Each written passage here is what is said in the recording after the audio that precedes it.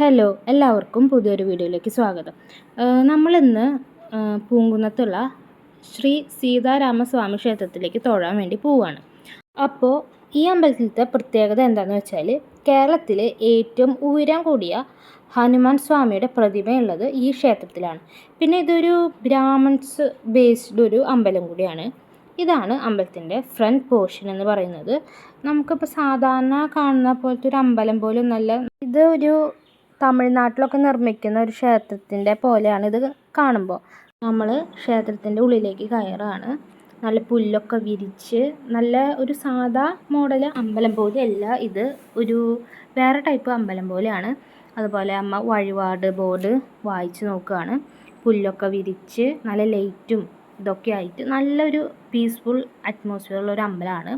നമ്മൾ അമ്പലത്തിൻ്റെ ഉള്ളിലേക്ക് തൊഴാനായിട്ട് പോവുകയാണ്. ഉള്ളിൽ ഫോണൊന്നും അലൗഡ് അല്ല, അതുകൊണ്ട് നമുക്ക് അതിൻ്റെ വിഷ്വൽസും കാര്യങ്ങളൊന്നും എടുക്കാൻ പറ്റിയിട്ടില്ല. ഞാൻ നേരത്തെ പറഞ്ഞ ഹനുമാൻ സ്വാമിയുടെ പ്രതിമയിലെ ലേസർ ഷോ ആണിത്.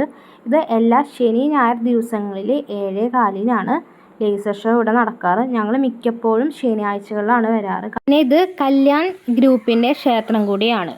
അതുപോലെ തന്നെ ഹനുമാൻ സ്വാമിക്ക് വടമാല, വെറ്റില മാല ഒക്കെ കാര്യസിദ്ധിക്ക് വേണ്ടിയിട്ട് വഴിപാട് കഴിക്കാവുന്നതാണ്.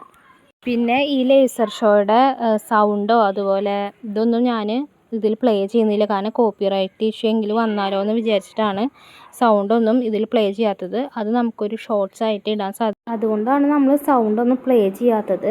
നമുക്ക് ഷോർട്സിൽ ഇടാൻ സാധിക്കുമെങ്കിൽ ഞാൻ ഷോർട്സിൽ പരമാവധി ഇടാൻ നോക്കാം, അപ്പോൾ എല്ലാവരും അത് കാണുക. തൃശ്ശൂർ പൂങ്കുന്നം ആ ഭാഗത്തുള്ള ആളുകളൊക്കെ ഒന്ന് പറ്റുമെങ്കിൽ ഈ അമ്പലത്തിൽ നോക്കോ. ഏകദേശം നമ്മുടെ ലേസർ ഷോ അവസാനിച്ചു. ഈ പ്രതിമ വരുന്നത് അമ്പലത്തിൻ്റെ പുറത്താണ്. അപ്പോൾ ഈ ലേസർ ഷോ സ്റ്റാർട്ട് ചെയ്തെന്ന് അറിഞ്ഞാൽ തന്നെ ആളുകൾ ഓടി വരും, തൊഴാൻ വന്ന ആളുകൾ. അപ്പോൾ അത്രയ്ക്ക് ഇൻട്രസ്റ്റിംഗ് ആയിട്ടുള്ളൊരു ഷോ ആണ് നമ്മുടെ ലേസർ ഷോ എന്ന് പറയുന്നത്. നമ്മൾ വീണ്ടും അമ്പലത്തിൻ്റെ ഉള്ളിലേക്ക് കയറി. ഞാൻ പറഞ്ഞ പോലെ തന്നെ പുല്ലൊക്കെ വിരിച്ച് പിന്നെ ഇരിക്കാനുള്ള ഇരിപ്പിടങ്ങളുണ്ട്.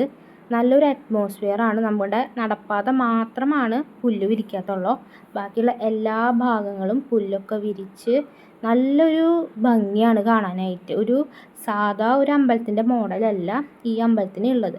പിന്നെ ഈ അമ്പലത്തിലാണെങ്കിൽ ഒരു സ്വർണ്ണ രഥമുണ്ട്. ഈ രഥം വിശേഷ ദിവസങ്ങൾ അതുപോലെ ഉത്സവങ്ങൾക്ക് ഒക്കെയാണെന്ന് തോന്നുന്നു എടുക്കുക, കാരണം ഞങ്ങൾ ഇതിന് മുമ്പ് വന്ന സമയത്ത് ഉത്സവമായിരുന്നു 10 ദിവസത്തെ.